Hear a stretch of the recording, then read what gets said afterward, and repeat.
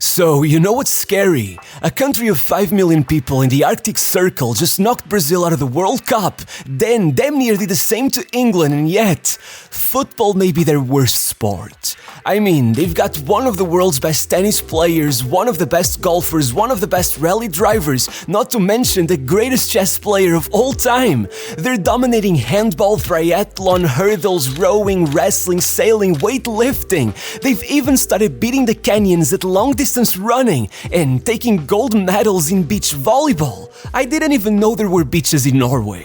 However, these super athletes aren't just a result of superhuman genetics, they were engineered from the ground up. You see, back in 1984, the Norwegians came out of the Summer Olympics without a single gold medal to their name. That on its own was already enough to sound the alarms, but it was actually 4 years later that they got hit with the harshest reality check in their history. 0 gold medals at the Winter Olympics. Yeah, after that, they had enough. They rounded up every coach, sports scientist, and doctor from every sport, combined all of their knowledge into a single plan to take over the Olympics, and over the next decade or so, they took more gold medals per capita than any country in the world. 55 in total. Think about it. That averages out to 1 Olympic champion for every 74,000 people. In New York, there are 74,000 people per square mile. So, that begs the question, how come it took them so long to get good at football? Well, it didn't. Basically, everyone has forgotten it now after 26 years without reaching a tournament, but back then, according to FIFA themselves, Norway were the second best national team in the world, second only to Brazil. Listen, when that plan went into action, it's not like football was forgotten. After all, Norway sucked so bad they hadn't made it to a tournament since 1938. It was one of their greatest sources of humiliation. And so, by 1990, they were so desperate, they decided to hand their team to Egil Olsen, a former player that, despite being known as the Norwegian George Best, had been frozen out of the national team by the previous managers, being called a pretentious leftist punk and openly criticized for his appearance and public ties to the Communist Party.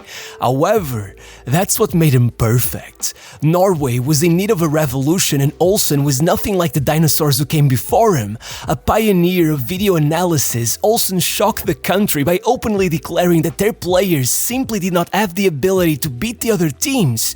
But what he believed they could do was to become the best team without the ball.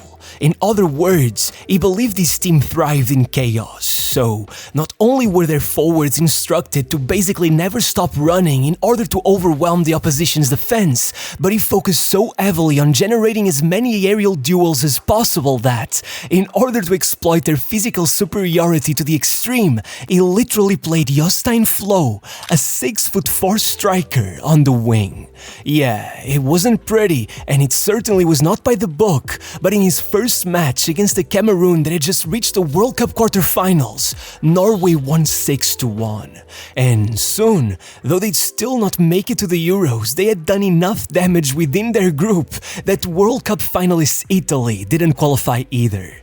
And by his third year, despite having to make it past the supposed group of death to even qualify to the next World Cup, as much as every pundit deemed it impossible, then Olsen beat the Netherlands, got a draw away at England, came back and did it all in reverse, not just making it through but topping the group with an absurd goal difference of 25-5, getting cocky enough to schedule a third match against England in preparation for the tournament and taking a draw yet again. At that point, he had been on the job for 3 years and still had only lost 1 competitive game, so much so that, as ridiculous as it may sound, even if just for 1 month, Norway rose all the way up to 2nd place in the FIFA rankings. And though at the World Cup they'd get knocked out in the group stage, unbelievably finishing in last place with all 4 teams tied on both points and goal difference, that only made Olsen even more determined to prove that run had not been a fluke, and he did just that. Immediately going 13 matches unbeaten, unfortunately still missing out on the Euros once again on goal difference, but pushing even further, adding Spain, Belgium and France to his list of victims, even taking down England a fourth time, ultimately going unbeaten in the World Cup qualifiers, while still finding the time to play Brazil in a friendly and humble them 4-2. In the end, stepping up to the actual tournament, taking 2 draws against Morocco and Scotland, and proving their previous win had been no coincidence by beating the world champions Brazil a second time to reach the knockout stages. After that, nothing else mattered. Even once they got knocked out 1-0 by Italy, how could that possibly be seen as a defeat?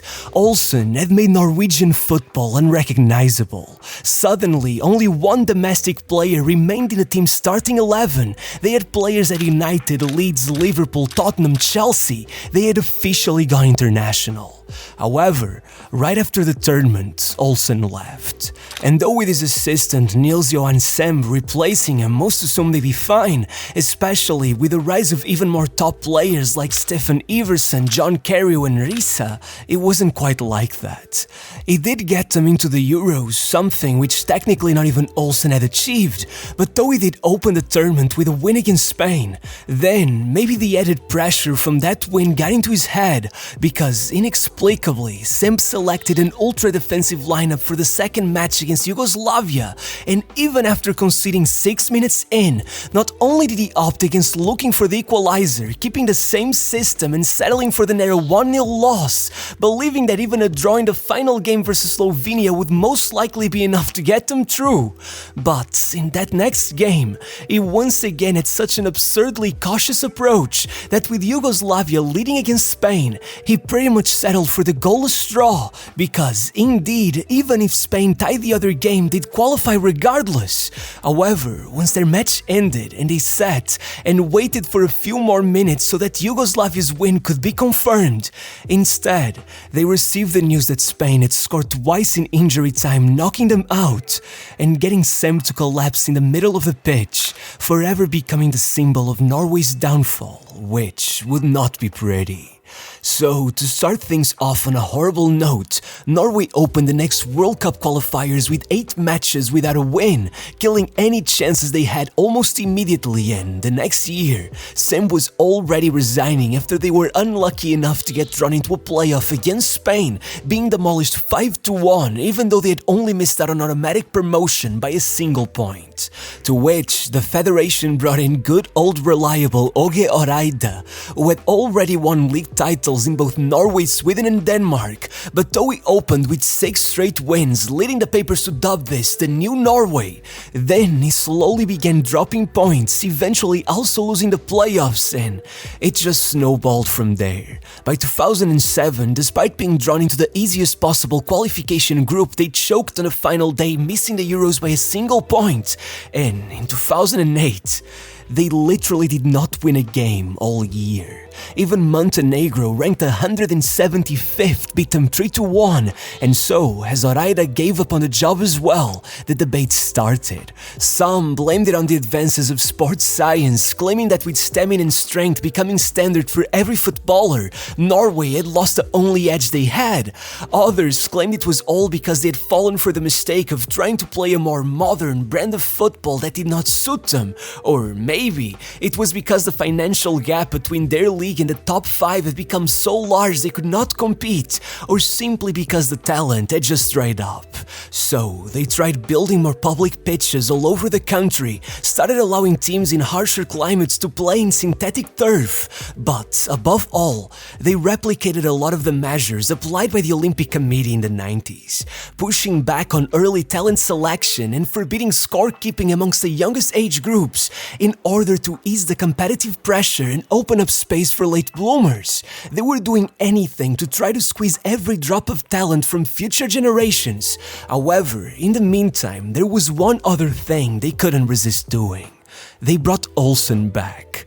Now, personally, I'd have advised against this, however, again, it kinda worked.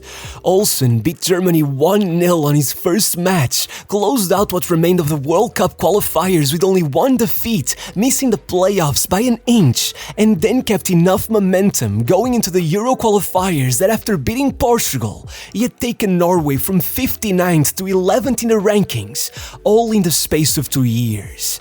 The man clearly knew what he was doing, but somehow they still ended up being overtaken by Portugal on goal difference at the last minute, and suddenly, after a few more disappointing results, even though Norway had not sacked the manager in 25 years, they kicked him out to the curb without any warning, refusing to give Olsen any financial compensation and sparking massive outrage, setting the tone for what was the most confusing era of Norwegian football.